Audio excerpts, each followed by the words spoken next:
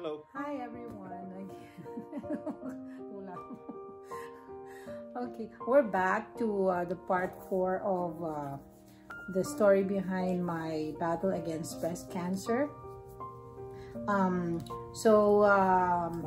our last video, we ended up with that lumpectomy surgery. So again, that happened last November 2, 2021. And then after 4 days, so I had my surgery on a Tuesday, and then on a Friday, I supposed to call my my breast surgeon, and Romel kept reminding me to call him back to inform us about the result of my biopsy, my lymph nodes biopsy, right? So I did call my doctor at 12 noon, but unfortunately he wasn't available because he's doing surgery at that time. And so I did try to call him around 2 o'clock. And luckily the nurse relayed the message that the cancer or the malignant tumor finally had been removed.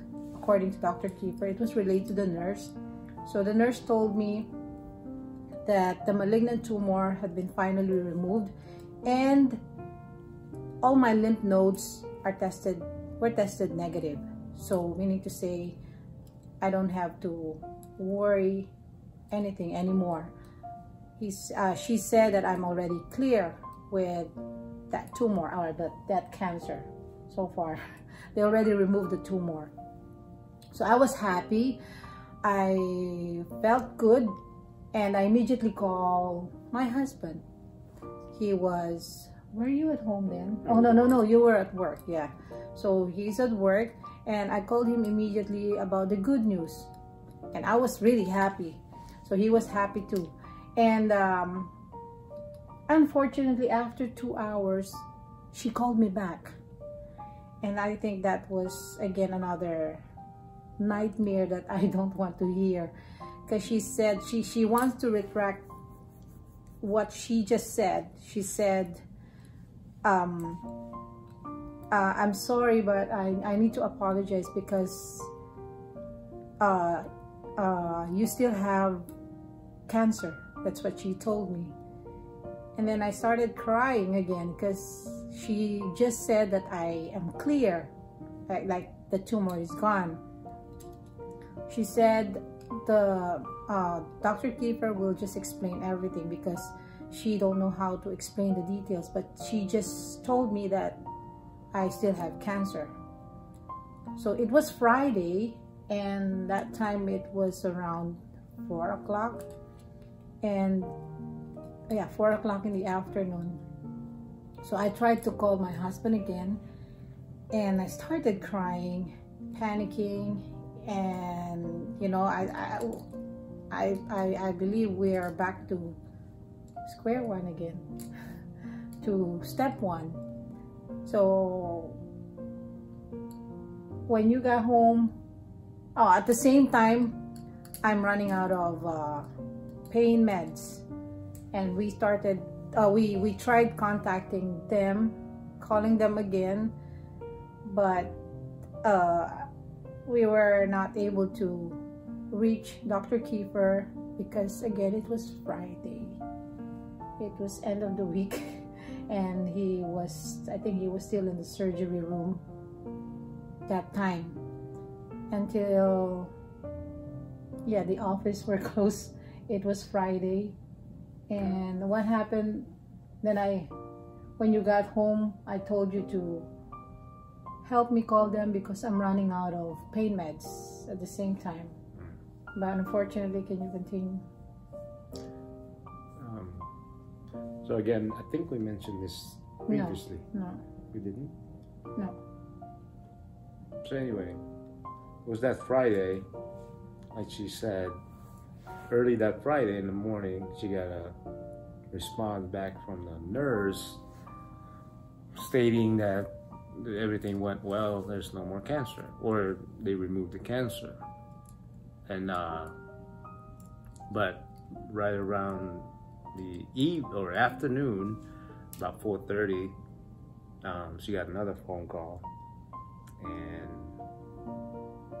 basically saying, you know, she called me. She was hysterical, saying they called me back and they said that I still have cancer. So it didn't go like that well, right? So it was frantic, it was hysterical again, a lot of crying and so on, and I can't imagine the feeling.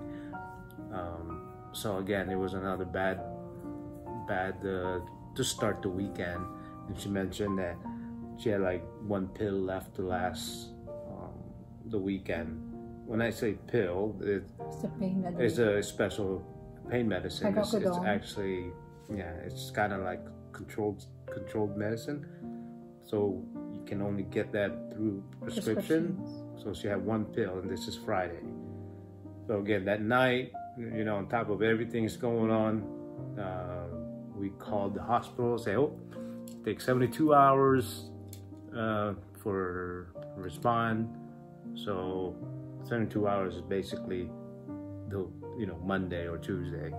So that add to the thing, stress. You know, the stress, the thing that we went through that night.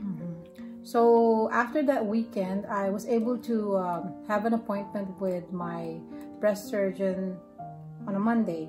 So Friday, then Saturday, Sunday, and then Monday. That Monday, I had an appointment with Dr. Kiefer, and he explained everything to us. That yes, they removed the malignant tumor on my left breast, and at the same time, my lymph nodes were tested negative. And the new bad news that he broke to us is that my milk ducts has this DCIS, the ductal carcinoma in situ. So yeah, that's how they call it, in situ, ductal carcinoma in situ. He said they're still invasive, and they are still on stage 0. But then again, he said that, you know, they grow fast, they move fast, they spread fast. So how do you explain it? You know how to explain it? Well, your stage to where it's still contained in inside the milk ducts, but at any time, because they move so fast, anytime that thing bursts, if it bursts and then it starts to spread again. So that's what they're trying to prevent. Yeah, so they're trying to prevent that, and he told me that I have to undergo another surgery. So that's another decision that we have to make. And so he sent us to the radiation oncologist, how do you call that? Yeah, to help us decide properly, you know, to give us the proper, to help us decide what's best, what are we going to do next. So the oncologist explained to us what's going to happen. She said that, you know, it's the same, she can scrape that one, like, you know, she can keep scraping that every time they see those cancer cells on my breast. But then again, cosmetically, it's not gonna look good on my breast at the same time. Because if they just keep doing that, and at the same time, it's not a guarantee. Yeah. So basically, it sounds good to where, okay, we can just open it again and then take more stuff, and then close it and hoping nothing go back. And then if something go back, then they can go back again. So but it's a lot of surgery. Imagining that. So remember the process every time they open you up, you know, the preparation and then the recovery. So what's going to happen, they just keep opening the same breast. Yeah, my left. The same breast, taking some chunks out. And then right now, I mean, at that point, you already had a kind of like a dent. They're supposed, the reconstruction for that is supposed to inject some fat from somewhere from your body. Option. So well, if we would have stayed with lumpectomy, so they just gonna inject some fat so make it even. But now imagine something, they see something else or something come back, then they're gonna slice it open again, and then keep repeating it. So there's no, at that point, basically there's no guarantee. They can't guarantee that once you do it once, twice, or 3 times, there's no guarantee that it's not gonna come back. So at that point, I don't think Riga can withstand all that surgery and recovery and all that non-stop. And then at the same time, not forgetting the left or the other breast, the right breast. Right, I mean, we're focused here. So after you do all that stuff, now what happened to this one? You know, will it be affected in the future? So it can, you know, cancer might go to this one. So I think the decision she also explained the radiation process. If I will just, you know, if they will just scrape those. So at first, lumpectomy is probably the best bet or best option in the beginning. We never before finding out about the DCIS. So at at some point or in the beginning, there's only one lump thing. You know, remove that. Actually, there are 2. One is malignant and the other one is benign. So they remove the malignant, or they remove the benign, malignant, and then it was you know, the perfect remedy, right? But now it's got complicated. Now there's more stuff in the other area, the milk ducts. So I think now from lumpectomy, now the best bet is do a mastectomy. Yeah, so that's when we decided to remove everything. Yeah, basically. From there we decided to do a mastectomy, but not just mastectomy, but double mastectomy. So yeah, it doesn't make sense to do one breast mastectomy because even though there's reconstruction, it's gonna be the surgeon or the plastic surgeon basically said we're gonna match it up to make it even, but still it's a scare. Well, if you're gonna leave I'm gonna leave my left breast. It's still we're just talking about some of the options, but I think clearly the best option at that point, from what we know already, is double mastectomy, because you can do just one breast if you know you don't want to admit you know all that other stuff. You can do one breast, reconstruct it. There's nothing stopping from the other breast to do the same thing later on. So now once this is done, now what happened to this one?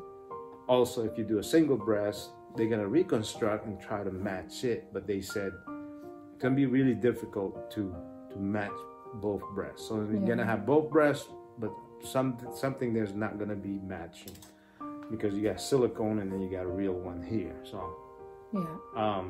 so again, at that point, and still the guarantee that the cancer is not gonna come back is not. You know, they didn't give us the guarantee because they cancer is not a communicable thing or whatever.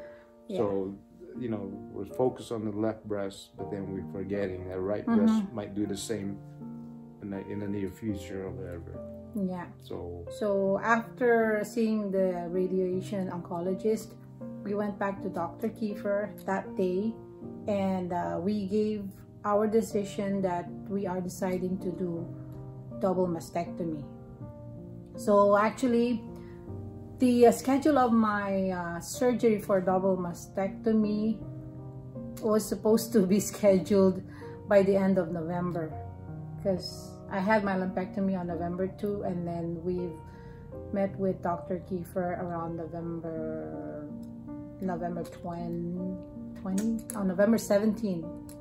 16 or 17, and then I supposed to have my double mastectomy surgery after Thanksgiving, but I requested to just move it on the 16th or after the 11th, because December 11 is the Christmas party for the Akbayan, the Filipino American group in Wisconsin. And you know, I just thought of that. I just thought of moving it a little bit after that Christmas party, because I felt like I need, you know, something to make me happy, or to keep me, because after that storm I experienced start of October and start of November.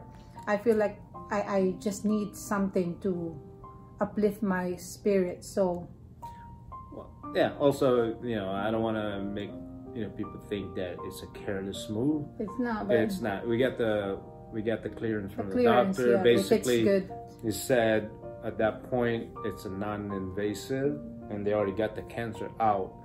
So I think basically what the DCI is just, hey, right now it's okay, but it can go bad if you don't take care of it now. So I don't want you guys to think that, well, that's kind of a bold move or irresponsible move to you postpone it. Of course, no. The doctor said, yeah, we made sure first. We right. asked him first if it's fine to delay it like a week. Right. So we gave the date. Say, hey, we got something to attend on the 11th. They said, when can we do it? Soon after that. And the doctor said, don't worry about it. We're good. You can do your Christmas party or whatever. Yeah. And also the good thing is he was able to match his schedule with my plastic surgeon, and we didn't mention that apart from deciding to do the double mastectomy, we also opted to have, or I also opted to have a reconstruction. We both decided, especially he decided to have a reconstruction because it's covered anyway. It's covered by the insurance anyway, so there's nothing wrong. I mean, it if anything, for me or for both of us, it's after all this stuff, all this bad stuff that you go through, at least at the end there's still some kind of reward, right? So basically now you're gonna have a silicone breast. It's not something that Rika I don't like it, but ever like I never wanted dreamt or whatever.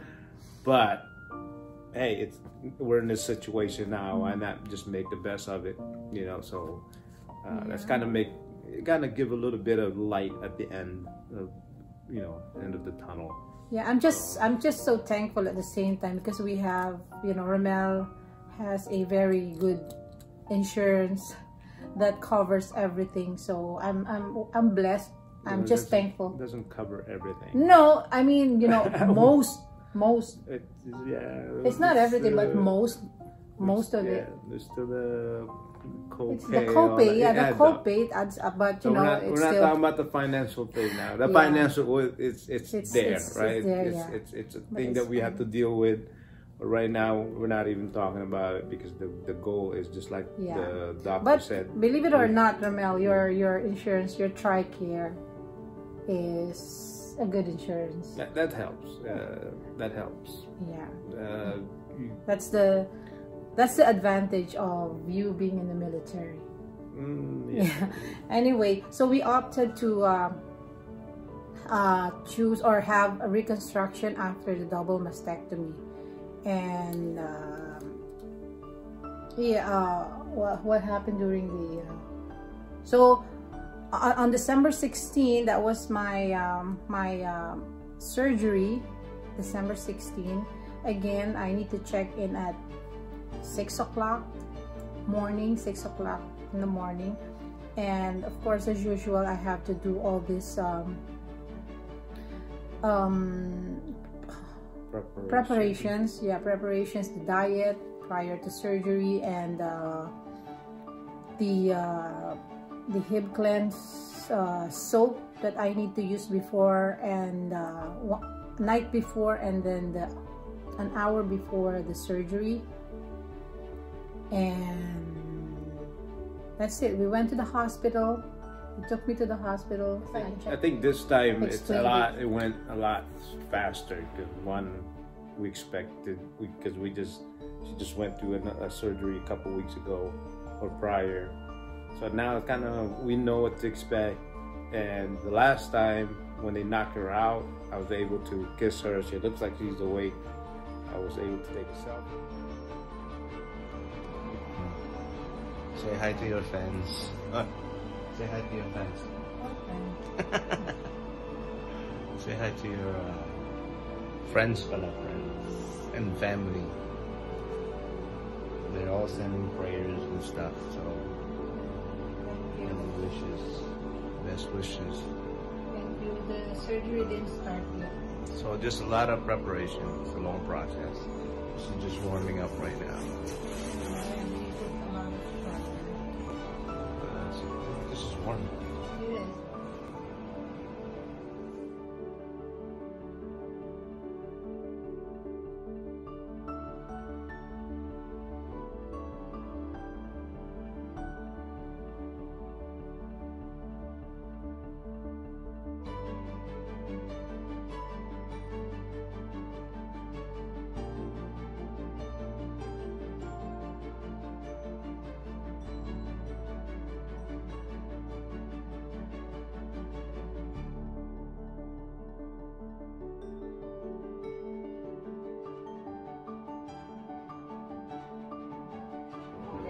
Inject local, and you can see it spreading. It kind of spreads out in this tissue layer on each side, Yeah.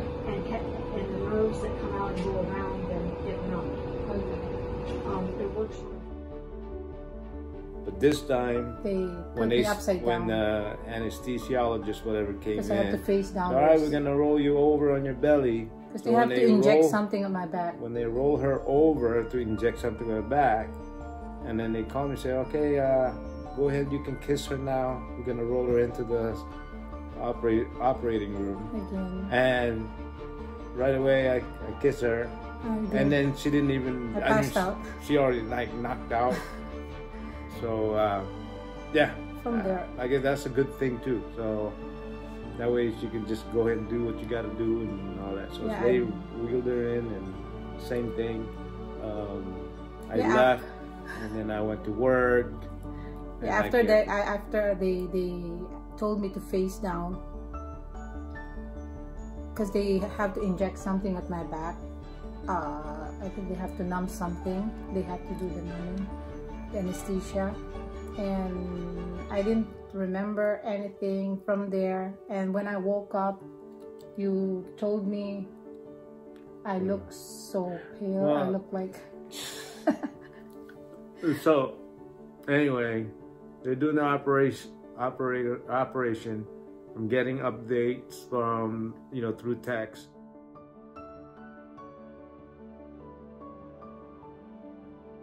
And then when they said, okay, she's finished, and then she should be ready and to the recovery any moment now.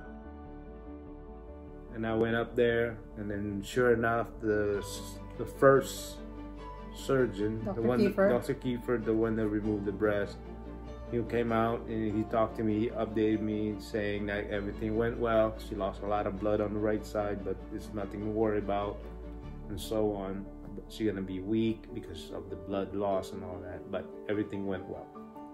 And then after that, the second surgeon, plastic surgeon, Dr. Dubeck. when they texted me that okay, they're done, that's like another 2 hours. They're done, and then again he came out and said everything went well.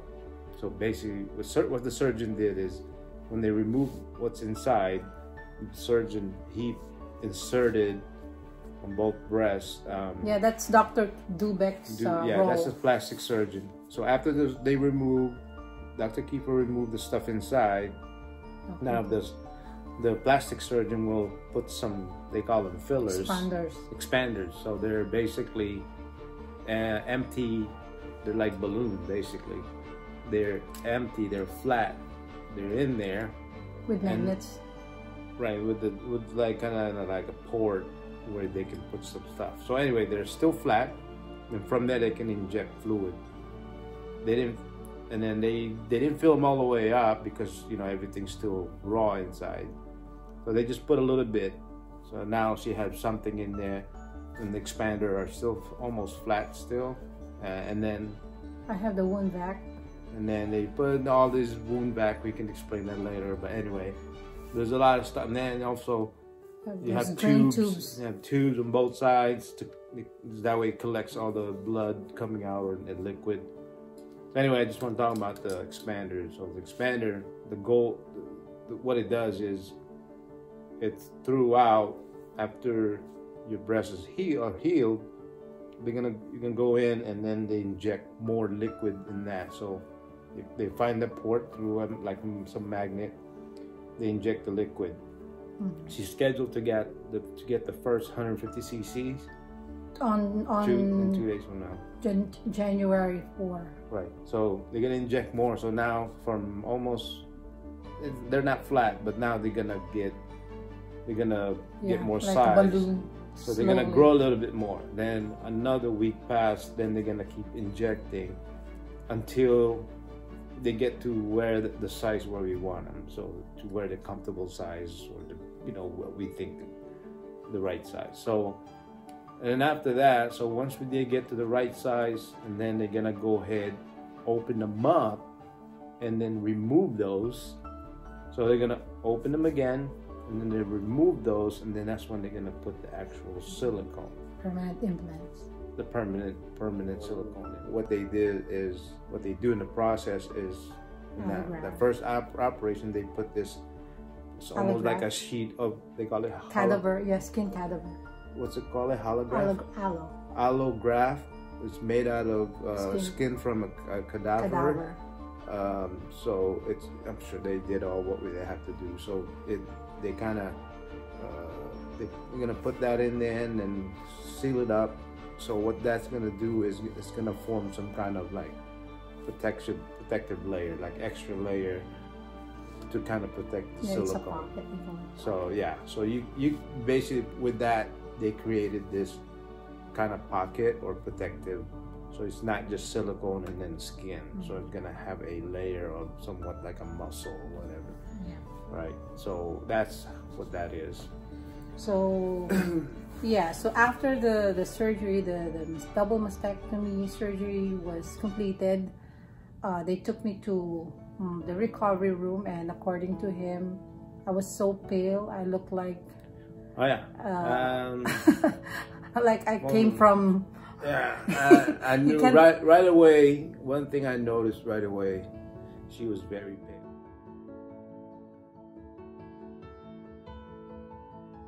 Like from the face. Like a dead person. Like, almost. Like really pale. And then at the same time, something is wrong. And I tried to she was knocked out. I know what you're trying to say. She was knocked out, but then I was like, something, they did something to her. I just can't pinpoint what it is. I know she's pale. My eyebrows. Just probably because she lost a lot of blood, that's why she's pale. But they said it's okay, her vitals are fine.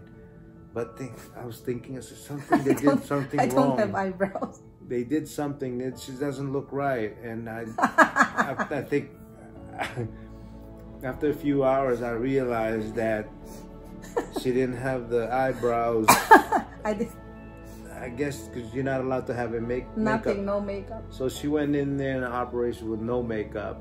So she came out with no makeup, no eyebrows. So just imagine Rika with no eyebrow and pale. So I was like, crazy. So I was like, what the heck? So lesson learned. Next time, bring a pencil. Bring the eyebrow pencil right away. So the moment you see her, just go ahead and draw something there. Put something. It just doesn't look right. So that's a lesson learned. Big lesson learned. Make sure you bring something to mark those eyebrows. Yeah, it was tough after the surgery, because when I woke up, I felt extreme pain. Oh yeah. Let's talk about recovery real quick. So the recovery, I said the first 2 weeks. Unexplainable. First 2 weeks. First 2 weeks, yeah. I can't imagine. I can't move. I can't even raise my hand. It's tough for both of us. I was crying again. One, she had to sleep elevated. Sitting. So we had to buy this kind of like a angle cushion, like not recliner, but something like a foam. Yeah, a recliner pillow. Right, recliner pillow. Yeah. And it's kind of like a 45 degrees. Yeah. And that's how she sleeps. She can't roll. Sitting upright. And she have tubes coming from both sides.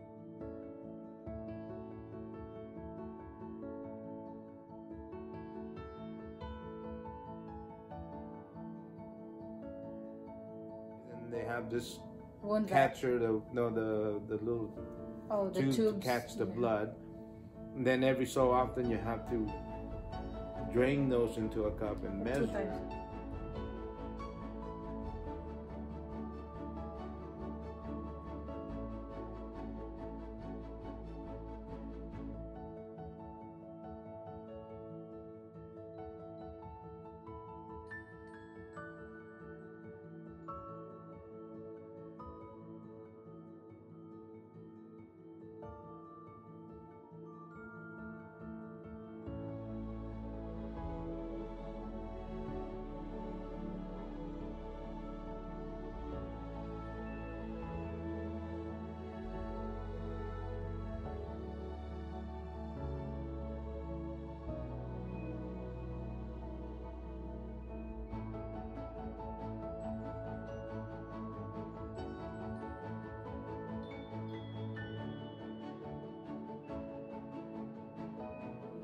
And then you note it on your ledger, and then you got to report that to the doctor. But anyway, so you got 2 coming. My nurse. And then they put this pretty cool system, but they call it wound vac, across her chest. Yeah, exactly. So what that is, it keep a constant vacuum. So it basically is like a piece of sponge. It's purple, and then they seal it with the clear tape or clear plastic skin. And then there's a pump that creates a vacuum constantly. So that vacuum had a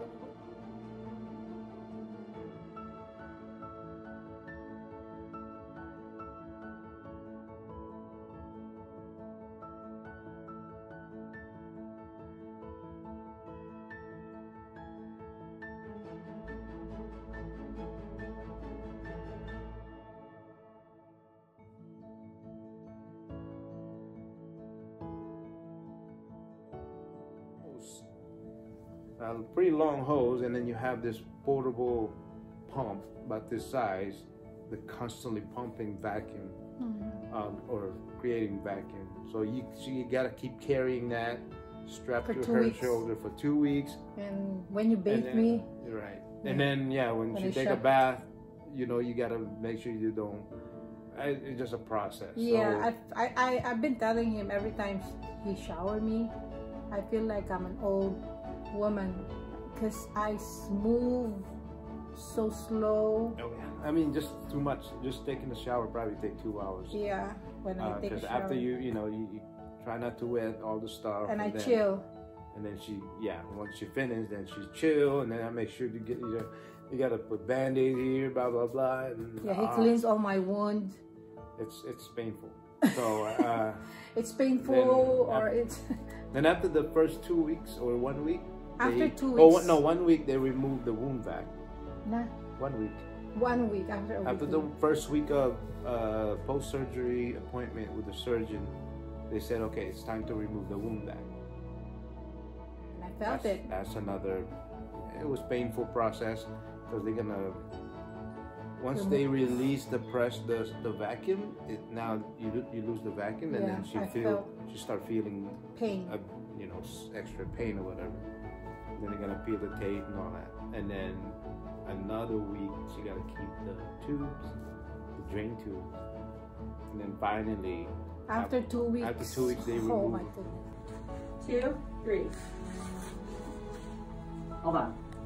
That's when I think your recovery is much Went better. fast, yeah. It's faster. The tubes are gone. They feel much better. I almost passed out watching the process, but I think the important thing, she didn't feel any pain. So good. So tubes are out. I think recovery is going well. She's gonna feel much better because she no longer have that inconvenience and a little pain. So good job. Good job. Those 2 weeks are the hardest. I could hardly move. I could hardly sleep. And then after 2 weeks, on the 15th day, that's the first time I slept straight, and you didn't. Right, and then so while you still have the tubes, you can only put your arms Yeah, I was sleeping like below your level or below your elbow or shoulder. But you know, you can exercise here like this, but not above your shoulder. So after they remove those tube, that's when she can actually lift over the shoulder. I started raising my hands up. Right, so she can do more. However, she can't do any jumping or running. Yeah, running and jumping. She can't have anything bouncing. But I think from that point, after they removed that, I started exercising. Right, not only a that, little bit. it's even though for that 2 weeks, I keep telling her, I had to keep reminding her, I keep doing this. I know she's getting mad at me. She's getting annoyed. That but 2 weeks, because she slouch. She slouched. You know, because the nurse told her, said, do not slouch because your muscle will, you know. Those 2 weeks I've been slouching. It's not good. So I keep reminding her, I keep doing this. But after that, you don't have to remind me anymore. Right. And I was like, I know she was annoyed because, you know, she's walking around like an old lady. And I had to remind her, keep your shoulder up, chest out, and so on. And I know it's not that easy, but I had to remind her because. But after those drains been removed, you know, the next day I was like a new person. I think so. Even the same day, I think. Yeah. When they removed them, I felt like I'm a new me. Like I'm a new person. I was reborn. But the good thing about doing her recovery, she never lost appetite, right? You keep feeding me because you're forcing me to eat. I did. You know, I feed you like good breakfast, full breakfast. Good nurse, good caregiver. Reason being is I know, you know, at that point we're not worried about weight or not weight gain or anything like that. But I know she needs the energy. She needs the vitamins and all that stuff. Because I lose a lot when. Right. So good thing, food. She eats, no problem. Because you force me to eat. Yeah. You will not stop until I eat. But now she's much better. She's kind of, her posture is much better. She's not slouching anymore. No, so I think, and I think today we just did our first together exercise. We did some Tabata to her limitations, of course. Without any jumping or anything like that. Believe it or not, she did some push-ups. So also to add for everyone to watch, watch the next video after this one, because I met with Dr. Kiefer again last December 30. I again met with my breast surgeon for my post-surgery.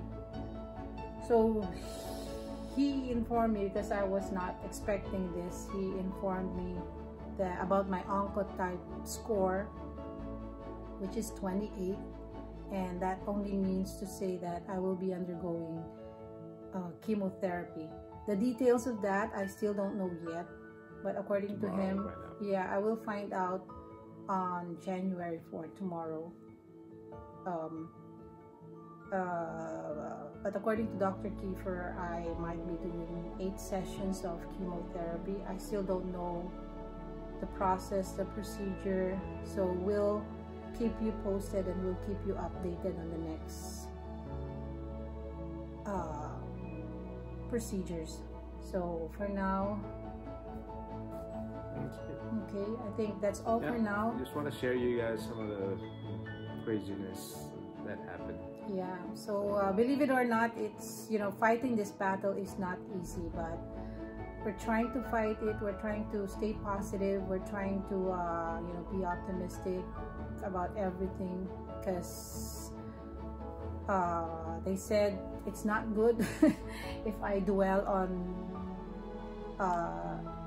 anything that will make me sad. So yeah, I'm happy because I have a wonderful nurse. He's a good nurse. He's a good nurse. He's a good cook. He I salute him. All right. Thank you so much for watching, and thank you so much for watching all our videos from part 1 to up to the updated one. Bye. Bye.